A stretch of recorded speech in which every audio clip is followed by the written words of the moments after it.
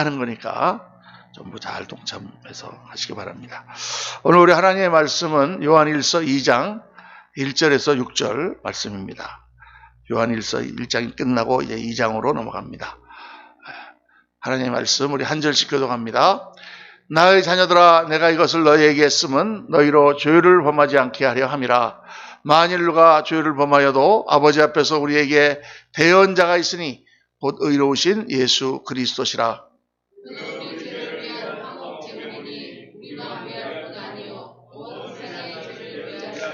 우리가 그의 계명을 지키면 이로써 우리가 그를 아는 줄로 알 것이요.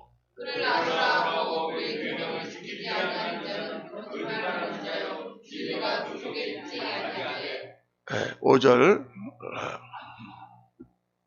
누구든지 그의 말씀을 지키는 자는 하나님의 사랑이 참으로 그 속에서 온전하게 되었나니 이로써 우리가 그의 안에 있는 줄을 아노라.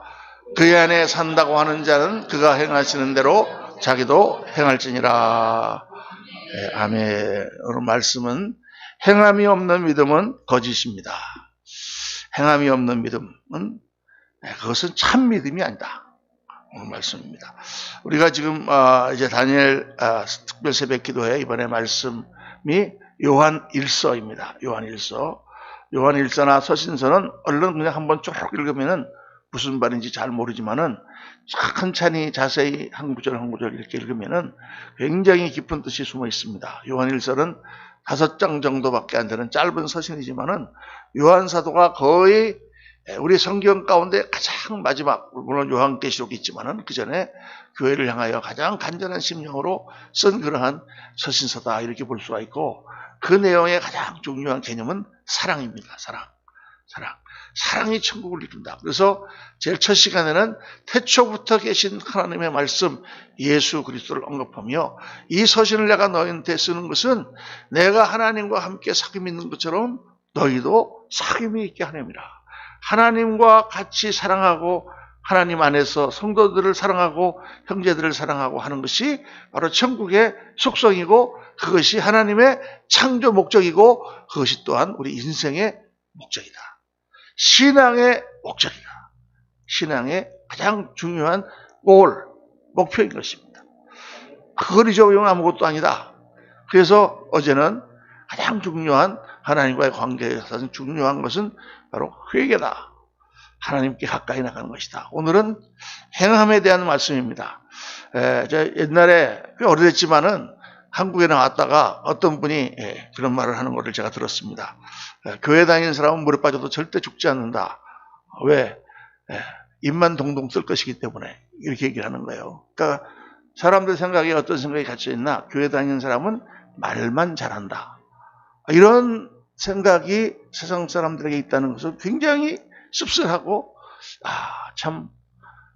그렇구나. 또 옛날에 제가 웃기는 얘기 하나만 해드렸죠. 버스 안에서 어떤 두 사람이 막 소리 지르면서 싸우니까 옆에서 한참 듣고 있다가 참다 못했던 사람이 확 소리 지르면서 시끄러워!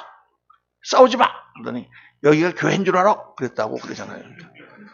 그 정도로 우리가 세상 사람들에게 비쳤다. 농담이죠. 물론 농담이지. 실제로 그런 일이 있었겠습니까? 그런데 농담인데 항상 농담에 뼈가 들어있어요. 우리 한국교회가 지난 참 부흥을 이루고 정말 하나님을 열심히 믿고 그렇게 했는데 지금 많이 쇠하여졌습니다. 그 쇠하여진 가장 중요한 이유가 뭔가? 거룩함을 잃어버렸다. 근데 그거는 성도님들의 책임보다도 이 목사들의 책임이 더 크죠. 하나님의 종들이 거룩한 모습으로 성도들에게 보이면 성도님들이 물론 하나님 말씀을 따르지만 사람은 보는 사람을 닮아가게 되어 있습니다. 보는 사람을 보고 도전을 받게 되어 있어요. 우리는 물론 하나님의 말씀이 다 있으니까 성경 말씀대로 살아야 되지. 물론 우리가 새벽 예배에 나와야 되지. 다니엘 특별 새벽 기도인데 나와야 되지. 나와야 되지만 옆에서 누가 나간다니까 나가야지. 또 나와서 다 나온 걸 보니까 정말 나와야지. 이렇게 우리가 사람들로부터 도전을 받고 사람들로부터 자극을 받고 사람들을 닮아가는 존재이기 때문에 사람이 중요한 거예요. 그리스도의 빛이 우리를 통하여 나타나야 되는 거예요. 옆에 있는 사람이 저 사람을 보고 저 사람을 보고 내가 예수님을 믿어야지. 이렇게 돼야 정상적인 그리스도인이 되는 줄로 믿습니다. 여러분 한번 가만 생각해 보세요. 누가 나를 보고, 내가 저분을 보고 내가 예수님을 믿어야지. 라고 자신 있는 사람. 물론 안 드시겠지만 겸손하셔서. 그게 정말 중요한 거예요, 여러분. 우리가 그렇게 되는 사람이 한 사람도 없다. 우리나라 교인들이 몇백만인데 한 명도 없다. 이거 큰 문제잖아요. 사도 바울은 뭐라 그랬습니까? 너희는 나를 본받으라. 내가 한 것처럼 너희도 하라. 이런 그리스도인들이 있어야 되는 거예요. 그런 목사님들이라든가, 그런 종들이라든가, 그런 성도, 그런 장로님들, 그런 권사님들이 있어야 되는 거예요. 저분을 봐라. 오늘 이 시대에 필요한 영웅, 정말 하나님 쓰시는 종은 바로 그런 사람이라는 걸 알 수가 있는 거죠. 여러분, 천국에 가면, 제가 많이 듣는 질문에, 천국에 가면 개가 있나요? 개도 데리고 갈 수 있나요? 개를 너무 사랑하는데, 또 개가 죽으면, 개가 천국에 갔다, 이렇게 말씀하는 분도 있어요. 천국에 가면 개가 있다, 없다? 모른다. 모릅니다. 우리가 천국에 가면 영혼이 있다 그러지만, 가서 영들만 떠다니겠어요? 천국에도 다 있겠지. 그러니까, 몰라요. 그건 안 가봐서 몰라요. 제가 갔다 오면은 말씀드릴게요. 또 천국에 가면은 어떤 분은 너무 골프를 좋아하셔가지고, 천국 가면은 골프장이 있습니까? 농담으로 물어보겠지만 몰라요. 저도. 어떤 분은 또 야구장이 있냐? 천국에서도 야구를 하나요? 그런데 한 가지 제가 확실하게 하는 것은 천국에는 죄를 가지고 들어갈 수는 없습니다. 천국은 청정지역인데 거기에 전염병이 걸린 사람이 들어갈 수는 없는 거예요. 다른 취미라든가 이런 거는 없을지는 모르겠지만은 한 가지 확실한 거는 죄를 가지고 들어갈 수는 없다. 하나님 앞에 가려면 우리가 죄가 없어야 돼요. 그런데 어제 우리가 묵상한 말씀처럼 사도 바울도 오호라 나는 공고한 사람이로다.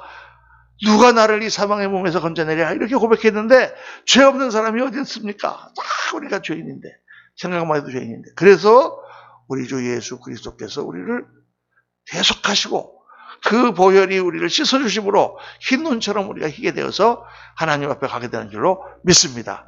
할렐루야.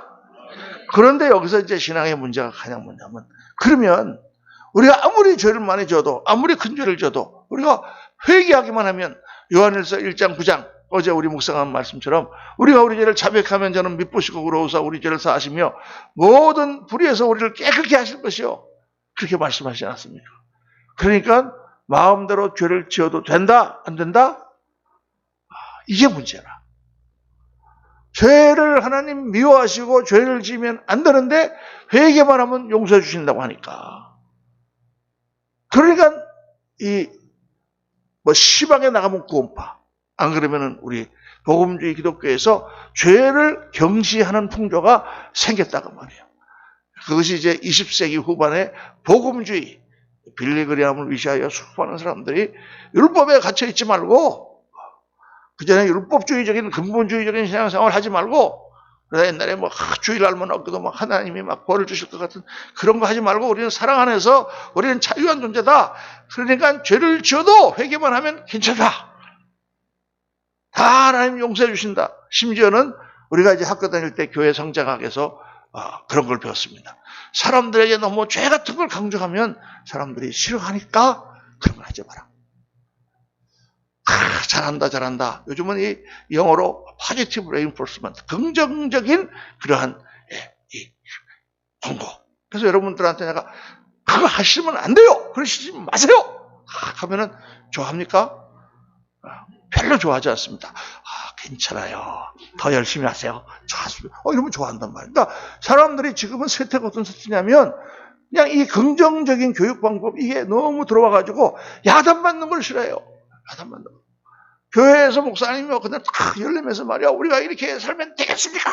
하면서 막 하면은 그들은 다 기분이 푹 썩어가지고 교회 안 왔고 괜히 왔다 이런다고 말이야.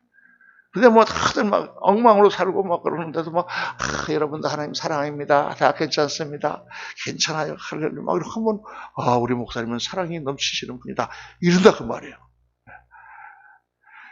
근데 여러분 제가 한번 여러분 자녀가 있는데 애가 학교를 다니는데 공부는 안 하고 맨날 놀라고 학교에서 빵점 맞아오고 20점 맞아오고 그러는데 그래 괜찮아. 공부 못해도 괜찮아. 이렇게 할 부모가 있겠습니까? 그 부모는 좋은 부모입니까? 나쁜 부모입니까? 이상한 부모죠. 아이가 잘못하고 아이가 뭐 공부 못하는 것까지는 또 그렇다 쳐. 그 나가서 나쁜 친구들이랑 사귀고 막 거기서 막 술 먹고 담배 피우고 마약하고 다니는데 뭐 괜찮아. 그럼 이 말이 됩니까? 자기 아들이 자기 딸이 그러는데 이게 중요한 거예요, 여러분. 우리가 정말 이 균형을 잘 잡아야 되는 게 그런 겁니다. 그러니까 그런 식으로 이 신학을 가르치고 그런 식으로 교회에서 하고 긍정적인 얘기만 하고 잘한다 이런 것만 자꾸 하다 보니까 물론 그것 때문에 용기를 얻는 사람도 있고 그것 때문에 사람들도 좋은 소리 들으려고 모인 것도 있겠지만은 중요한 것은 뭐냐? 죄에 대한 경각심. 정말 무서운 그런 거에 대한 사람들의 인식이 사라졌다는 거죠. 그래서 죄를 뻔뻔하게 짓고도 나와서 앉아있어.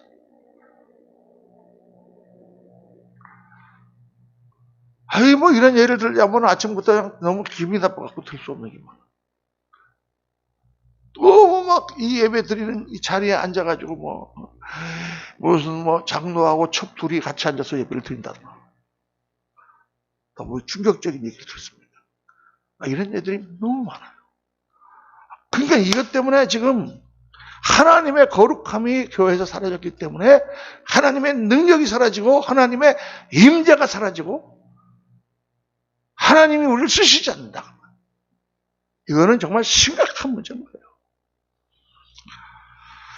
누구든지 죄를 자백하기만 하면 용서를 받기 때문에 우리는 그냥 또 죄를 져도 하나님 앞에 회개만 하면 또 괜찮고 그러니까 그렇게 해도 괜찮으냐? 그렇지 않다 그 말이에요. 그렇지 않습니다. 제가 그런 말 좀 예를 드렸죠. 시골서 어머니가 정말 어렵게 농사일을 지어가지고 돈을 모아서 서울에 있는 아들한테 돈을 보내줘서 공부하게 하는데 이놈이 나가가지고 그 돈으로 공부를 안 하고 하라는 공부를 안 하고 왜 그냥 술집 당구장 다니면서 돈 허랑방탕을 쓰고 다닌단 말이에요. 그 친구들이 너 괜찮으냐 그러면 괜찮아. 또 내가 또 돈 달라 그러면 또 보내주셔.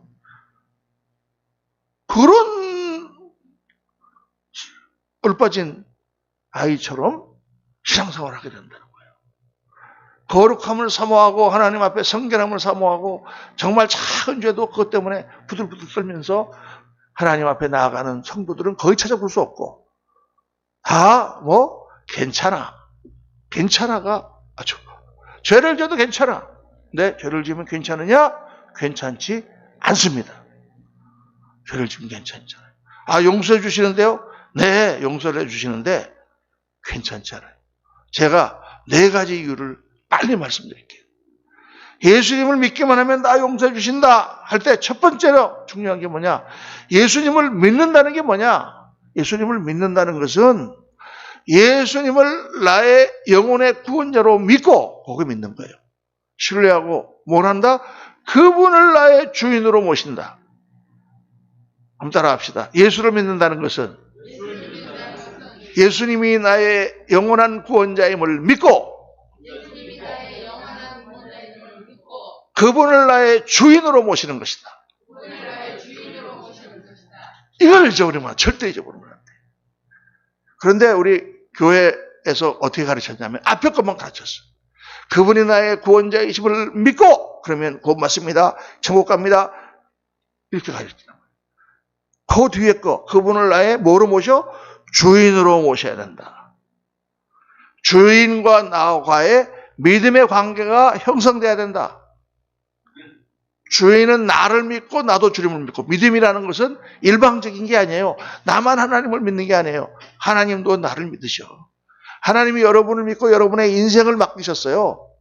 함부 자살하면 안 돼. 죄야 그거는요.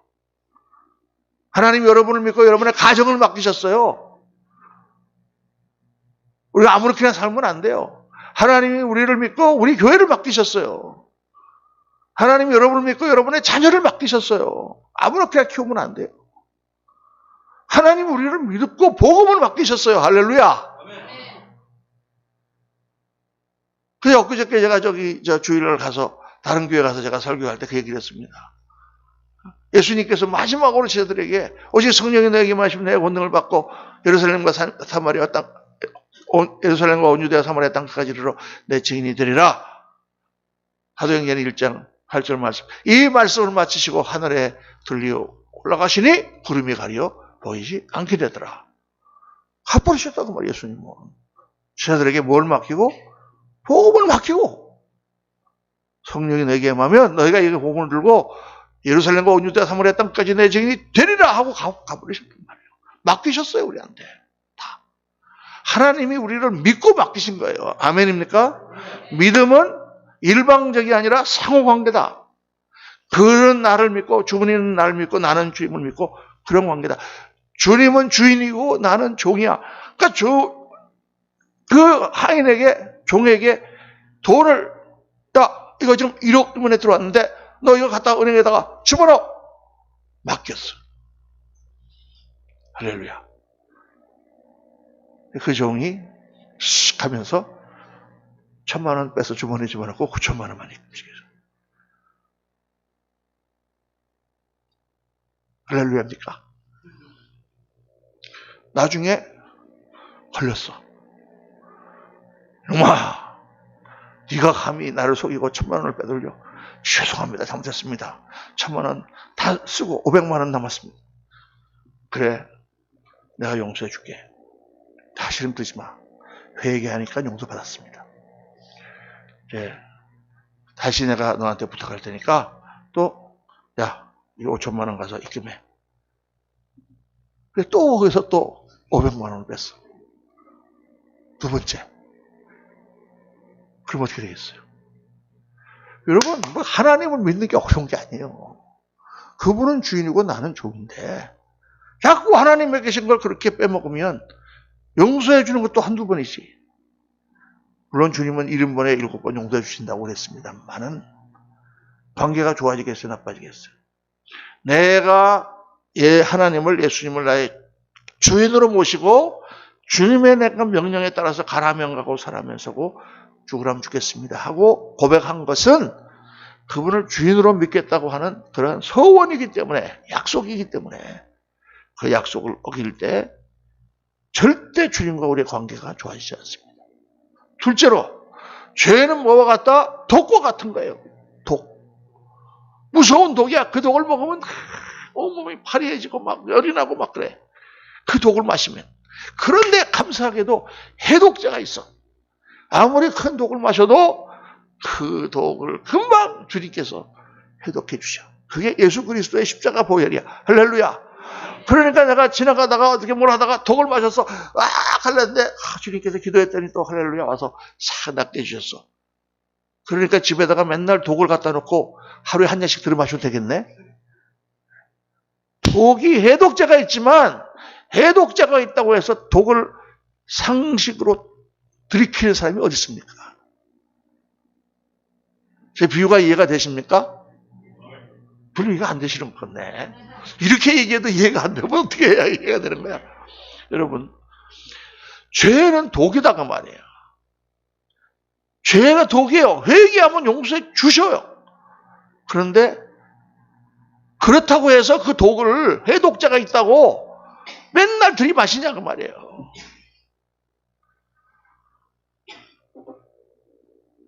세 번째, 죄는 따라합시다. 죄는 영혼을 쇠약하게 한다. 독을 한 번 마시고 해독제를 먹었어. 두 번 마시고 해독제를 먹었어. 자꾸 마시면 해독은 됐는데 점점 몸이 약해진단 말이에요. 병이 걸리면은 목사님 내가 무슨 병이 걸렸는데 병이 걸리고 났더니 더 건강해졌어요. 그런 사람이 간혹가다 하나씩 있지만은 큰 병이 걸리고 나면 더 건강해지겠습니까? 조금 몸이 약해졌겠습니까? 몸이 약해지는 게 정상이에요. 대개 병이 걸리고 나면 몸이 쇠약해집니다. 영역도 마찬가지예요, 여러분. 그리고 중요한 것은 병은 상처를 남깁니다. 상처를.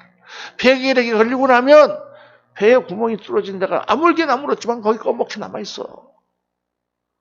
그러니까 내가 죄를 범하고 나면 상처가 여기 저기 남는단 말이에요. 누구한테 심한 말을 하고 나면 그 말이요 절대 없어지지가 않아.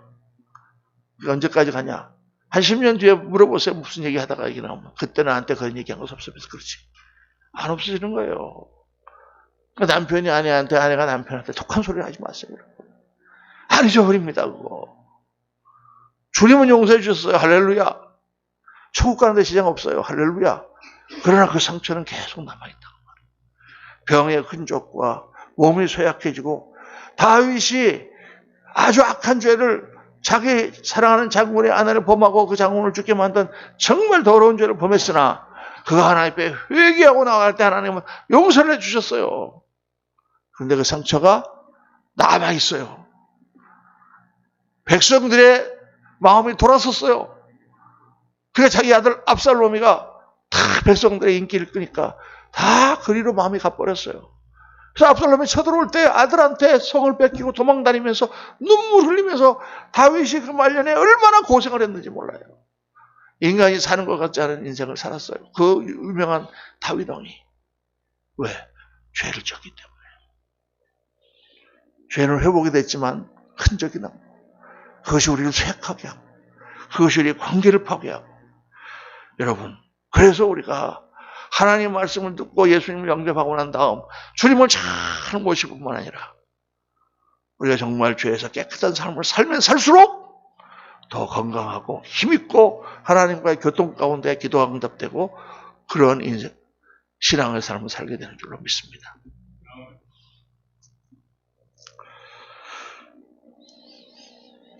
우리가 주님을 사랑한다는 것은 다른 말로 죄를 미워하는 것입니다. 그래서 정말 오늘 필요한 것은 내가 죄로부터 벗어나고자 하는 열망. 하나님의 말씀을 들으면 그 말씀이 내 가슴을 찌르면은 그리고 회개를 하세요, 여러분. 그리고 하나님 앞에 결단을 하세요. 다시는 내가 이런 죄를 범하지 말리라. 그냥 말씀으로 찌르는데도 그냥 그러고 그냥 계속 그냥 닫고 있어. 죄가 좋은 거라고. 죄를 사랑하는 사람은 천국에 합당하지 않습니다. 오늘 말씀을 깊이 묵상하면서 정말 이 마지막 시대에 저 사람을 보고 내가 교회를 다니고 싶다라는 그리스도인이 되게 하옵소서. 저와 여러분의 기도가 되시기를 예수님 이름으로 축원합니다. 기도하겠습니다. 할렐루야. 아버지 하나님 오늘 말씀을 증거하며 참으로 부끄럽고 또 정말 이 시대에 나를 보라, 나를 본받으라. 저 사람을 보고 교회를 다녀야 되겠다. 예수님을 믿어야 되겠다고 생각하는 그리스도인, 그런 그리스도인들이 나와야 하는데 지도자가 된 저희들도 그렇지 못한 것을 하나님 용서하여 주옵소서. 오늘 이 시대에 우리가 통회하고 자복해야 될 것은 정말 이 세상의 물질적인 것, 세상의 더러운 그런 것들에 우리의 마음이 뺏겨서 하나님의 거룩함과 성별함과 정말 영원한 나라의 상급에 대한 소망은 점점 사라지고 이 땅에서 잘 먹고 잘 살고 건강하게 사는 것에 우리의 모든 저급한 것에 우리의 생각이 다 가 있다고 하는 것입니다.